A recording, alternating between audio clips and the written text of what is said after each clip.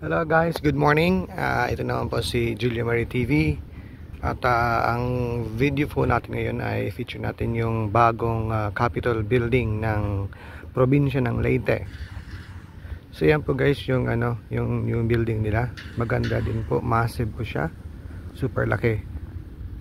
So ito po ay nandito sa may siguro itong Campitic, Barangay Campitic, Palo, Leyte. So malaki po yung space na ginamit nila. Talagang super massive po siya guys. Talagang binadgetan ba ng probinsya ng Leyte. Bawat detalye niya, kitang kita yung kagandahan ng kapitulyong ito. So isa po siyang magiging isang landmark ng probinsya ng Leyte. Kasi maganda din siya.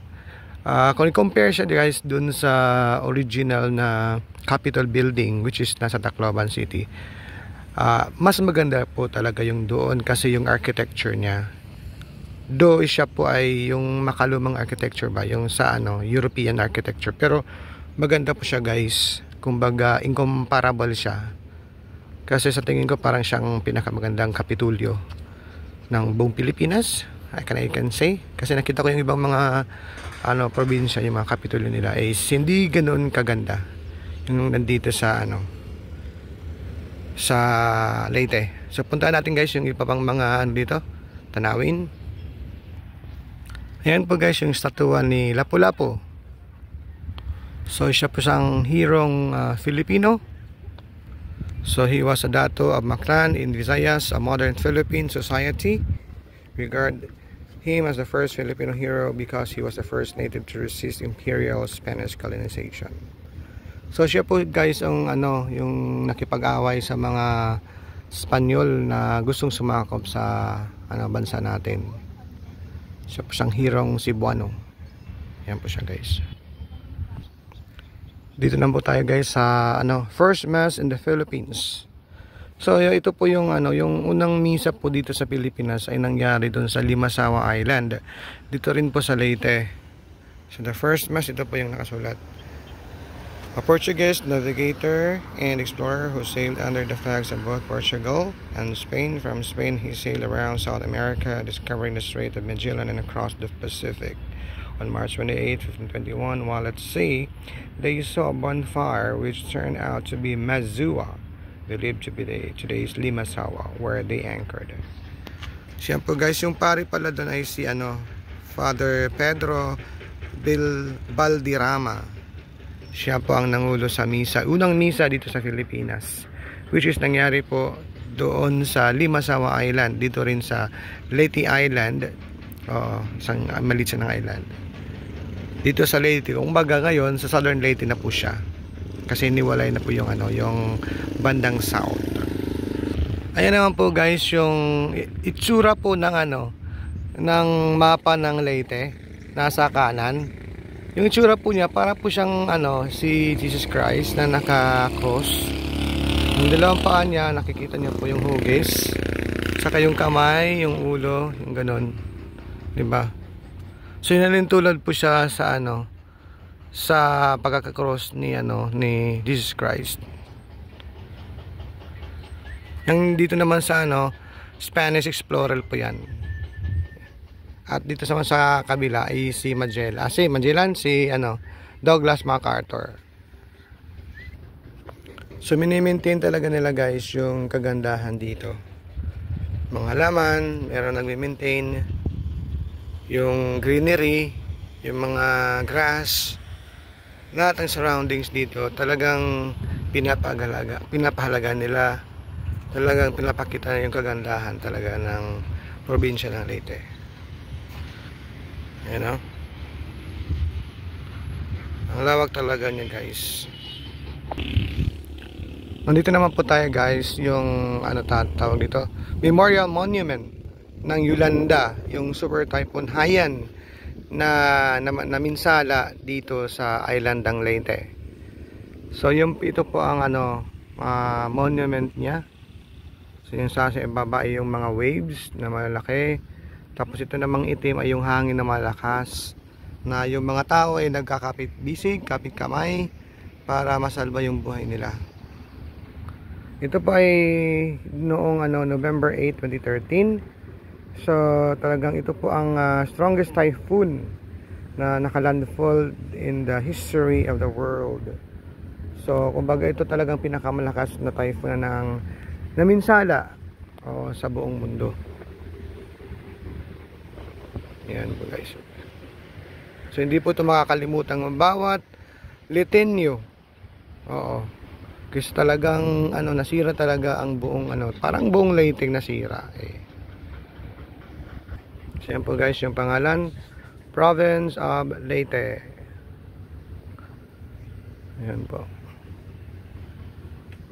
Talagang napakaganda po dito guys.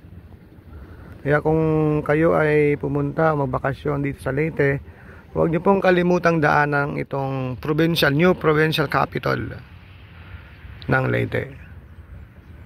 Super ganda po siya.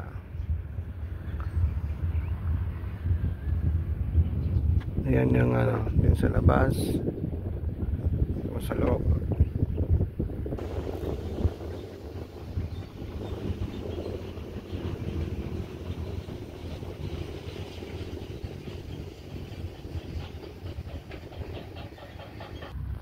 Nandito naman po tayo guys sa isang landmark din ng Leyte. Ito ang MacArthur's Leyte Landing, na kung saan ay tawag doon, talagang pinufeel ni General Douglas MacArthur yung sinabi niyang babalik pa siya dito sa Pilipinas. Yan po, yung sinabi niyang I shall return, I have returned. Kumbaga, bumalik siya noong October 20, 1944. Bumalik siya dito, yung talagang inano niya yung sinabi niyang I shall return. So I have returned na siya.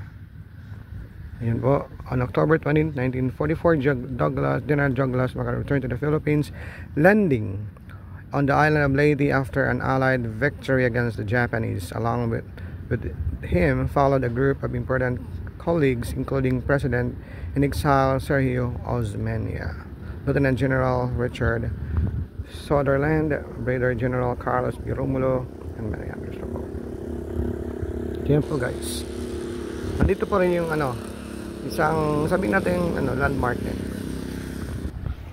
So yan po guys yung mga kaganapan dati, yung First Mass 1521, tsaka yung Leyte Gulf Landings ng 1944. So dito sa kaliwa, ito yung si Magellan, at dito naman sa kanan ay si Douglas MacArthur.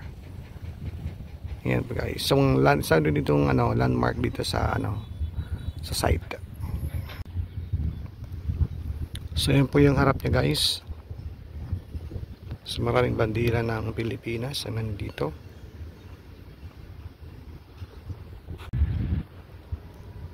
Yan. Tapos siguro pwede natin puntahan yung nasa harap. Yan po mga bandila ng Pilipinas.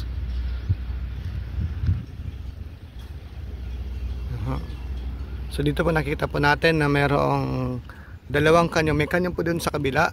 Ito po siya isang kanyon. Ayan po, tas meron leon.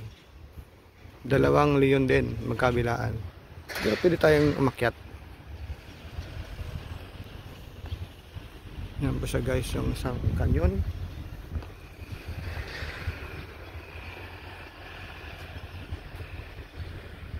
Harap ng Kapitulyo. Ang isang tigre. Tapos yung harap. Ayan po yung pangkalatang harapan niya guys. Maganda siya guys. Yung lang, surroundings, kulang sa rin sa puno. Isang malaking leon. Ito nakasulat, New Leyte Provincial Capital, Palo Leyte, inaugurated by President Rodrigo Roa Duterte. Complex Palo Leyte. Kaming pala itong Leyte Provincial Government Complex pala dito. Tapos ito naman, people are our greatest resource. Dipolo Dominico L. Itilia, Governor Province of Leyte. So yan po yung sanga leon.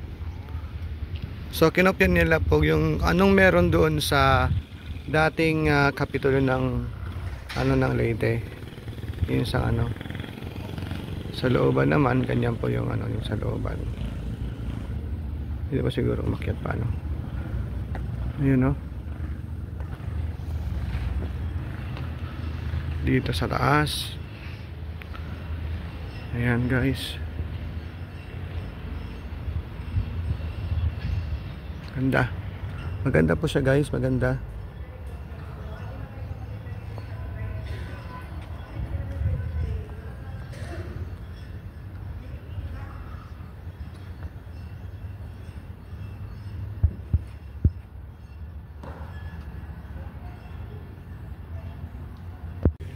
Ito yung bandang likuran ng ano, Capitol Building. Maganda din po guys yung gawa nila dito sa likod. Parang kumbaga hindi siya European, yung sa American style ba na building.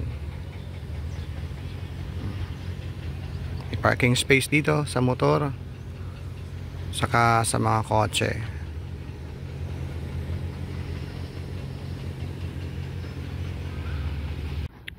So yan po guys, maraming salamat po sa panonood sa vlog ko po ngayon, na ipiniture ko po yung ano, yung bagong Capitol Building ng Leyte. So super lucky po siya guys. Sana po ay hindi po kayong makalimutang puntahan dito sa Campitic, Barangay Campitic, Palo, Leyte. Malapit lang po siyang puntahan guys, from Tacloban, from the airport. So hanggang sa susunod muli mga ka-guys. Thank you. Walikap.